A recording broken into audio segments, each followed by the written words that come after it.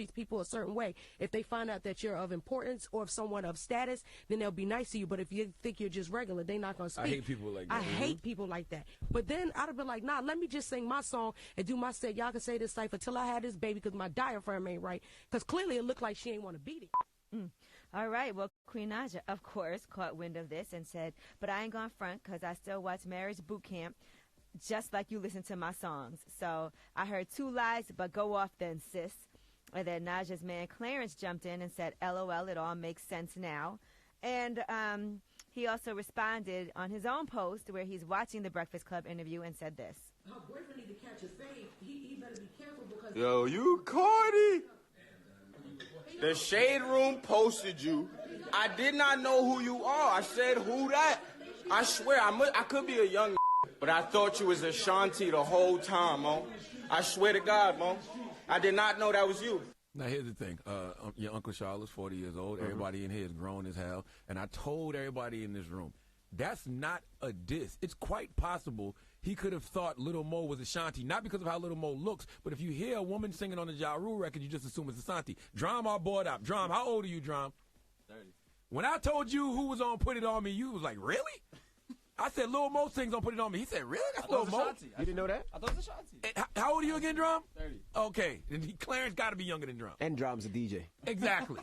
Oh, my goodness. That's a shame. That's not a That's diss. a shame, man. Now, Clarence said, I love you, Ashanti. No disrespect to neither singers. Both could sing, just didn't know Lil Mo existed until she spoke about Queen. I thought all these tracks were Ashanti, just being honest.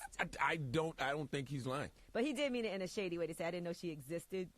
It didn't have to be all that.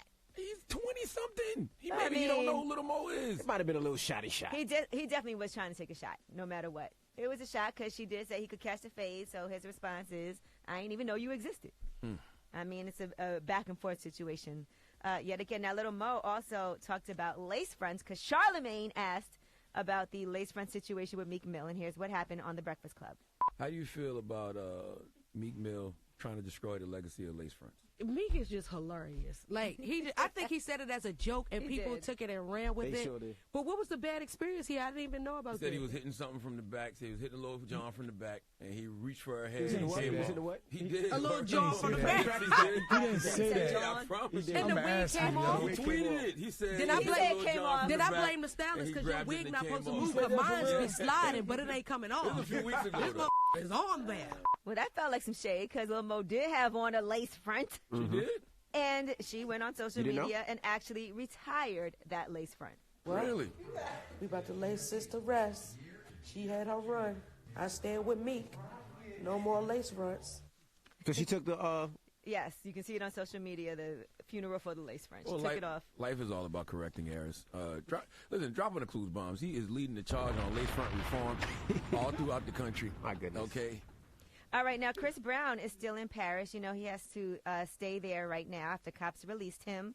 But he is very adamant that he did not do anything and that he's being framed. He's done no wrongdoing, and he wants to sue his accuser for defamation. Now, according to more information that was released, one source directly connected to the case, because as you know, Chris Brown was accused of rape. They said the weakest part of the case is the alleged victim's statement to the police. They said she told cops that Chris raped her in his hotel suite dressing room for somewhere between 25 and 30 minutes. She says she then went into another room and was raped again, this time by one of Chris Brown's friends. And then she said she was abused for a third time in another room. They said, please believe the story doesn't hold water because she never attempted to leave or alert anyone. And that's why cops made the decision to release Chris Brown without any conditions, including surrendering his passport, and that they actually apologized to him when they let him go. So he's so the staying charges in dropped Paris. or they still not dropped? They're still investigating. The investigation is still ongoing, but they said that authorities have made some fundamental decisions about the case already. Why he's still in Paris, though? Well, they're still investigating. So he can't leave? Yeah, I don't think he can leave until they finish their investigation. But Right. fortunately, because they could have kept him in custody while they had True. the investigation, and they didn't. So it shows that they probably don't feel like it's a credible situation as of now, but they're still investigating because they have a responsibility to do that, you know? Mm-hmm. And Chris Brown, by the way, while all this is going down, his daughter's mother, Nia Guzman, actually had her house broken into. They said she was next door, and she was at her mom's in an apartment next door, and that's when somebody broke into her house, stole designer bags and shoes that belonged to her, to her oldest daughter, and to also their daughter, Royalty. She live in L.A. too? Yes, she lives in L.A. Oh, I can see. Y'all, LA is crazy. Y'all man. people in L.A. got to get a job. Why y'all always breaking and entering into people's houses? But you know what? She believes someone was watching her routine because she left the lights, the TV on, but she left the door unlocked. Every day is While she another went next burglary door. going everybody on gets in LA. robbed in LA. It's like, what's the point of having an alarm system?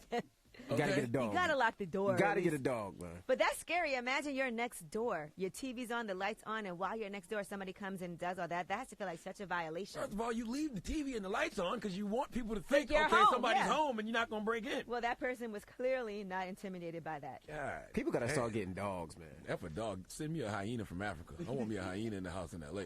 I want me a big-ass hyena. I don't know if that's legal. Nah, I don't think so either. How you gonna eat your ass? You come in this house with the hyena in it, you deserve everything you get. A hyena might eat you. Well, you right. This guy. All right, I'm Angela Yee, and that's your rumor report. All right, Charlamagne. Yes. Who you giving that donkey to? You know, man, have you ever embraced something as yours and then had it taken away? Let's talk about it for after the hour. Acceptance and rejection. You sound hurt. You all right? I'm fine. Okay. All right, we'll get into that next. Keep it locked. But Florida's not. It's the Breakfast Club. Good morning.